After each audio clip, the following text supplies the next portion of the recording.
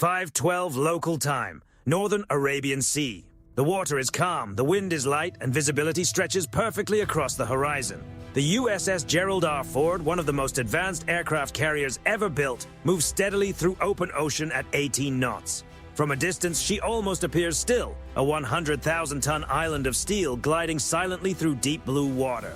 On the flight deck, the morning cycle is getting underway. Deck crews move between parked F/A-18 Super Hornets, securing equipment and preparing the first patrol launch of the day. But below the deck, the quiet is already beginning to change. Inside the ship's operations center, radar screens glow with the steady rhythm of a carrier strike group in motion. Green sweeps rotate across the displays. Dozens of contacts move across the digital map. Commercial shipping routes, distant cargo vessels, and fishing boats scattered across the horizon. Then a new contact appears, bearing 041, range 28 nautical miles. One of the radar operators leans closer to the console. A new surface contact. A second mark appears behind it. Then a third. 3 vessels. Tight formation. Speed, 16 knots. At first, nothing seems unusual. That speed is normal for patrol traffic. But their heading is what draws attention. All 3 vessels are moving directly toward the strike group. The system begins cross-checking hull signatures. Seconds later, the identification appears on the screen. Iranian Navy. Inside the operations center, no one raises their voice. They do not need to. The officer of the watch marks the track. Surface group. 3 contacts. Iranian naval units. Bearing steady. Up on the bridge, the information moves instantly through the ship's network. Outside, nothing appears to change. The sea remains calm. The carrier continues on course. But inside the ship, every system is now focused on those 3 contacts. At 5:14, the radar updates again. Speed increase. The Iranian vessels accelerate from 16 knots to 21. Then 24. Their formation tightens. Instead of spreading out, the 3 ships draw closer together, forming a shallow triangle as they continue closing the distance. One of the supervisors studies the screen. Course unchanged. They are still coming straight in. At 22 nautical miles, the strike group begins the first step of standard maritime procedure. Radio contact. A message is transmitted over open frequencies. Iranian naval vessels approaching United States carrier strike group. This is a U.S. Navy vessel operating in international waters. Adjust your course immediately and maintain a safe distance. The message carries across the ocean. No response. The Iranian vessels continue forward. On the radar screen, their speed rises again. 27 knots. That is no longer routine patrol speed. That is a direct approach. Inside the operations center, the watch team shifts posture without a single shouted order. Data streams expand across the displays. Long-range optical systems turn toward the incoming vessels. Electronic sensors begin recording signals. At 5:16, the distance closes to 19 nautical miles. Then the radar operators notice something else. One of the Iranian vessels has activated its surface search radar. The signal appears on the electronic display like a thin line of static. They are tracking us. The phrase moves quietly through the room. Tracking means the vessel is measuring range, speed, and heading, building a clearer picture of exactly where the carrier group is and how it is moving. Not just tracking, targeting information. The officer of the watch gives a single nod. Log it. Above the operations center, the bridge remains steady and controlled. The captain stands behind the forward windows, binoculars raised toward the horizon. From this distance, the Iranian vessels still cannot be seen by the naked eye. They are hidden somewhere beyond the curve of the Earth. But the ship's sensors see everything. At 5:17, the Iranian vessels increase speed again. 30 knots. For ships of that size, that is nearly full power. Their triangular formation becomes sharper. All 3 hulls angle slightly inward, pointing toward the center of the strike group. This is no longer simple observation. This is pressure. Back inside the Combat Information Center, a new signal suddenly rises across the electronic warfare display. A different radar, stronger, more focused, a narrower beam. The technician leans closer to the screen. Precision tracking radar detected. That changes the situation immediately. Search radar means watching. Precision tracking radar means preparing a much clearer lock. For a brief moment, the room becomes completely still. The officer of the watch looks at the range counter. 16 nautical miles, closing fast. He reaches for the intercom. Bridge CIC. Iranian surface group has activated precision tracking radar. There is a short pause. Then the captain's voice returns, calm and measured. Understood. Across the carrier strike group, the defensive posture begins to shift higher. On the flight deck above, deck crews move more quickly around the waiting fighters. A Seahawk helicopter brings its rotors to life, the blades cutting through the morning air. Inside CIC, another radar operator suddenly speaks up. Launcher covers opening. The screen confirms it. Infrared sensors pick up 3 sharp heat signatures rising from the decks of the Iranian vessels. For half a second, they appear only as bright flashes on the display. Then the trajectories appear. 3 incoming missiles, low over the water, heading directly toward the strike group. The operator does not hesitate. Vampires inbound. And in that instant, the quiet calm of the Arabian Sea vanishes. Somewhere beyond the horizon, 3 sea-skimming missiles are now racing toward one of the most powerful aircraft carriers ever built, 5:19 local time. 3 incoming tracks cut across the radar display inside the Combat Information Center of the USS Gerald R. Ford.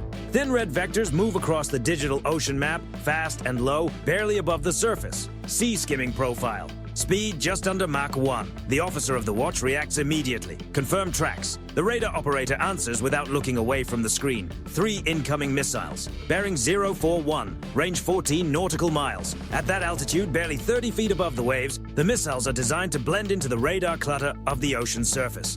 The method is simple. Stay low, stay fast, give the defenders as little time as possible.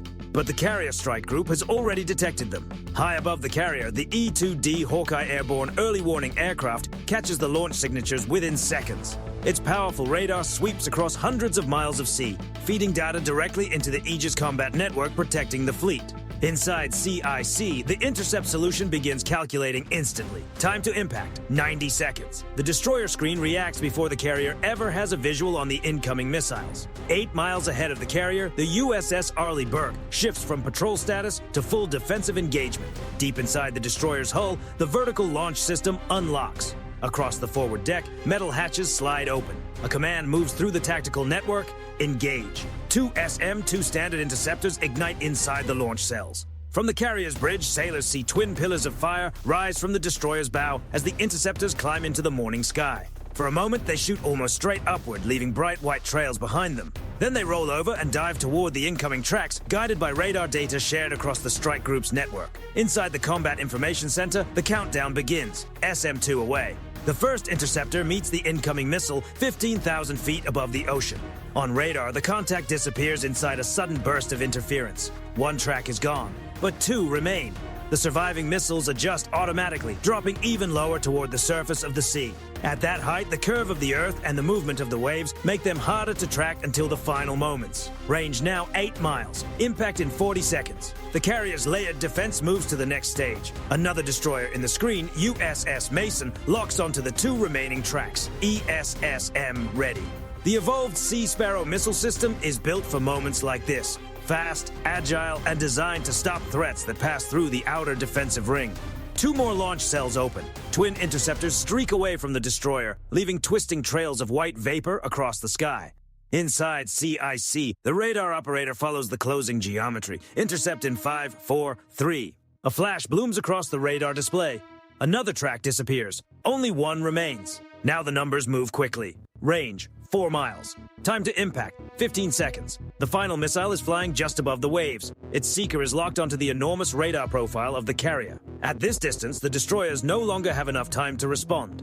The final layer of defense belongs to the carrier itself. On the forward section of the USS Gerald R. Ford, the Phalanx close-in defense system activates. The white dome above the carrier's structure turns toward the incoming threat. Inside the mount, a 6-barrel 20mm cannon begins to spin with a rising mechanical sound. Target lock. Range, 1,500 yards. The system opens fire. The sound cuts across the deck, a heavy metallic roar as a stream of rounds tears through the morning air. From the flight deck, sailors watch tracer fire draw a glowing line across the sea. The missile enters the defensive wall.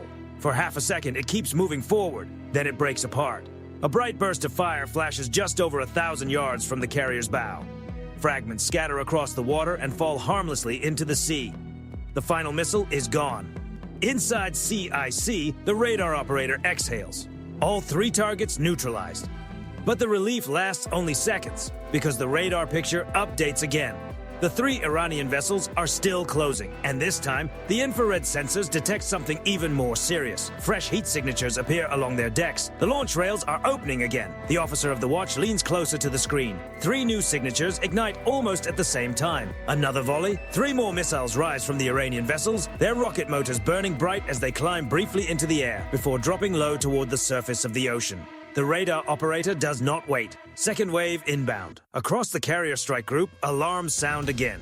And this time, everyone understands what it means. This is no warning. This is a direct engagement. 5:21 local time. The second wave appears on radar before the smoke from the first intercept has even cleared the horizon. 3 new missile tracks, low over the water, closing fast. Inside the Combat Information Center aboard the USS Gerald R. Ford, the digital map flashes red again as the incoming vectors update in real time. Range 16 nautical miles. Time to impact just over 1 minute. But this time, the carrier strike group is already ahead of the threat. High above the fleet, 2 F/A-18 Super Hornets circle in a combat air patrol pattern. They had launched minutes earlier for routine overwatch, but now their mission changes instantly. The lead pilot hears the call in his headset. Multiple inbound missiles. Vector 042. His radar screen lights up with 3 small returns racing toward the strike group. Then something else appears behind them, a faint airborne contact.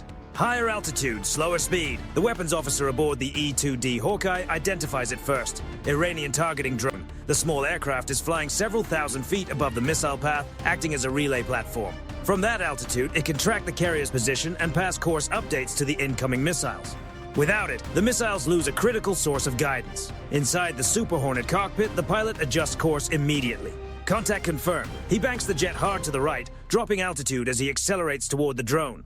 Speed climbs past 500 knots. Below him, the ocean flashes by in streaks of deep blue and white foam. Behind him, his wingman follows.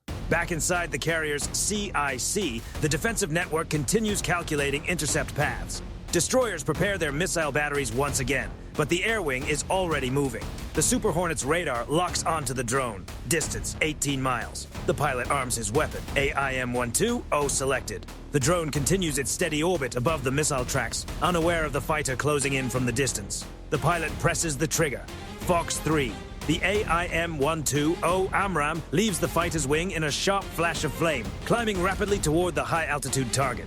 Seconds pass, then the radar return disappears. The drone breaks apart high above the sea. Back in CIC, the tactical display updates instantly. The incoming missiles lose their mid-course guidance. Without the drone feeding them targeting corrections, their flight paths begin to drift. One missile turns several degrees off course. Another starts moving unevenly above the waves. But they are still dangerous. At sea-skimming altitude, even a missile without stable guidance can cause severe damage if it reaches the carrier. The destroyers in the strike group fire again. 2 ESSM interceptors launch from the USS Mason, racing toward the drifting targets. The first incoming missile is stopped 6 miles from the carrier. The second disappears moments later in a bright flash over the ocean. Only one remains. But its path is unstable now, weaving slightly left and right as its seeker struggles to regain the carrier's radar signature. Inside the Super Hornet cockpit, the wingman watches the final track. I have visual. He pushes the throttle forward. The jet surges ahead. Altitude drops to just 200 feet above the waves. The pilot lines up behind the incoming missile, closing the distance rapidly. From the cockpit, it looks like a white spear racing across the surface of the sea. He steadies the aircraft. Weapon selected. Sidewinder. The AIM-9 X-tone sounds in his headset as the infrared seeker locks onto the missile's hot engine trail. He fires. The Sidewinder launches forward. 5 seconds later, it reaches the target. A bright flash bursts just above the water, sending fragments across the ocean's surface. All 3 missiles from the second volley are gone. Inside CIC, the radar picture clears once again. But now the operators are focused on something even more serious. The 3 Iranian vessels are still closing. Distance, 13 miles. Speed, 31 knots. And their launch rails are still hot. The carrier strike group has stopped 2 full missile waves, but the danger is not over. High above the fleet, the 2 Super Hornets bank sharply and turn back toward the Iranian ships. From this altitude, the pilots can finally see them. 3 gray hulls cutting through the water at high speed. Thin trails of smoke still rise from their launch systems. Inside CIC, the captain's voice comes across the command network. Enough. The defensive posture changes instantly. Until now, the carrier strike group has been focused only on protecting itself. But now, the mission shifts. The order is clear. Disable the launch platforms. The Super Hornet pilots roll their aircraft into a steep descent, accelerating toward the Iranian vessels below. And for the first time since the first missile launch, the situation is about to move from defense to response. 5:25 local time. The 2 F/A-18 Super Hornets leave their holding pattern and descend toward the ocean. Altitude falls quickly. 5,000 feet, 3,000, 1,000. Below them, the Arabian Sea stretches in every direction, calm and almost unreal in its silence. But ahead, 3 Iranian vessels cut sharp wakes through the water, still moving toward the carrier strike group at full speed. Inside the lead Super Hornet's cockpit, the targeting display stabilizes. 3 surface contacts, range 12 miles. The pilot angles the aircraft slightly left, giving the radar a cleaner view. The system identifies the ships instantly. Each hull appears as a sharp geometric shape against the moving clutter of the sea. Behind him, his wingman confirms the same picture. 3 contacts locked. Back aboard the USS Gerald R. Ford, the order moves across the strike group's encrypted network. Disable the launch platforms. There is no hesitation. The Super Hornet's weapons panel lights up. A GM-84 Harpoon selected. The missile is built for moments like this, low-flying, radar-guided, and designed to strike ships before they can react. The lead pilot steadies the jet, speed 540 knots, altitude 300 feet. At that height, the aircraft is barely above the surface of the water, with the ocean rushing beneath the canopy. The range closes fast, 9 miles, 8, 7. The radar locks onto the lead Iranian vessel, the one that launched the first missile wave. The targeting box turns solid. The pilot presses the trigger. Rifle. A Harpoon missile drops cleanly from the wing and ignites a split second later, its motor pushing it forward over the sea. Immediately, the missile drops lower, skimming just 20 feet above the water. Its radar seeker activates, locking onto the large metal profile of the Iranian ship. The Super Hornet banks sharply away as soon as the missile clears the aircraft. Behind it, the wingman lines up his own shot. Second Harpoon away. 2 missiles now race across the water, nearly invisible inside the ocean's radar clutter. On the Iranian vessels, the warning comes too late. The lead ship's radar briefly catches the incoming threat, but at that altitude, the crew has only seconds to react. Sailors on deck turn toward the horizon. Then the first Harpoon arrives. The missile strikes the starboard side of the lead vessel just above the waterline. A massive burst of fire erupts outward as the impact tears through the ship's internal compartments. Flames rise high into the air, and the vessel begins listing to port almost immediately. Dark smoke pours from damaged sections of the deck, but the response is not over. 3 seconds later, the second Harpoon reaches the second Iranian warship. It hits near the aft launch system. The detonation sets off a chain of secondary blasts, sending a towering cloud of fire and black smoke into the sky. The shockwave rolls across the surface of the sea. Inside the Super Hornet cockpit, the pilot glances briefly at the scene below. 2 ships burning. But the third Iranian vessel is still moving. Instead of stopping, it turns hard to port and tries to pull away from the strike group. Its speed rises past 30 knots as the crew attempts to escape the danger zone.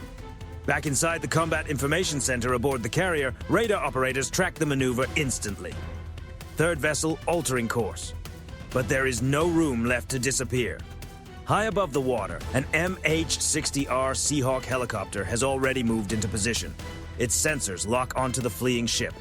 The helicopter's targeting system sends precise coordinates directly into the strike group's network. Seconds later, another ship in the formation responds. From the forward deck of the guided missile destroyer USS Mason, a launch cell opens. A single missile rises in a pillar of flame. For a moment, it climbs almost vertically, then angles forward toward the horizon. Guided by targeting data from the Seahawk, the missile races across the sea. The Iranian warship continues its sharp turn, engines working hard as the crew tries to outrun the incoming strike. But the missile closes the distance quickly. Less than 30 seconds later, it arrives. The impact is devastating. The missile strikes near the center of the ship, detonating deep inside the vessel's structure. A huge burst of fire punches upward through the deck. Flames climb into the sky as thick black smoke spreads across the ocean surface. Within moments, the ship loses speed. Then it stops completely. High above the scene, the 2 Super Hornets turn back toward the carrier strike group. Below them, the result is clear. 3 Iranian warships disabled, 2 burning heavily. The third drifting motionless on the water. The attack that began only minutes earlier ends in silence, broken only by the sound of fire and waves around the damaged vessels. But inside the carrier strike group, no one celebrates. Because the mission is not about victory. The mission is control. And once again, the sea belongs to the fleet. 5:28 local time. The explosions fade across the surface of the Arabian Sea. Smoke rises in 3 dark columns above the water, drifting slowly with the morning wind. Debris floats between the damaged hulls of the Iranian warships. Their engines are silent now. Their wakes slowly dissolve into the calm ocean. From 10,000 feet above, the 2 F/A-18 Super Hornets circle the area in wide arcs. The pilots scan the scene through their targeting systems. All 3 vessels are disabled. One drifts heavily to port, flames rising from its launch deck. Another is damaged near the stern. Its rear structure collapsed into a jagged mass of twisted metal. The third sits motionless, smoke rising through openings torn into the center of the hull. Inside the cockpit of the lead fighter, the pilot transmits the update. 3 targets neutralized. Back aboard the USS Gerald R. Ford, the message reaches the Combat Information Center within seconds. Radar operators confirm the same picture. All 3 hostile surface contacts have stopped moving. Speed, 0 knots. No new radar emissions, no new launch signatures. The officer of the watch gives a single nod. Threat neutralized. Across the carrier strike group, the tension that has filled every compartment for the past 15 minutes begins to ease. But the fleet does not relax. Standard post-engagement procedures begin immediately. High above the strike group, the E-2D Hawkeye continues sweeping the horizon with its radar dome, searching for any additional aircraft or ships that might be approaching. None appear. Electronic warfare systems scan the spectrum for radar activity. Silence. No further signals from the Iranian formation. On the carrier's flight deck, another MH-60R Seahawk helicopter lifts into the air. Its rotors beat against the ocean wind as it moves toward the damaged ships to document the aftermath. The helicopter crew activates its sensors. Infrared cameras record the fires burning across the damaged vessels. High-resolution optics zoom in on the shattered decks. Every image is time-stamped, geolocated, and transmitted back to the strike group's intelligence systems. In modern naval operations, evidence matters almost as much as firepower. Back on the carrier's bridge, the captain lowers his binoculars. Through the glass, he can barely see the distant smoke rising over the horizon. The engagement lasted less than 15 minutes. 3 missile salvos, 3 launch platforms disabled.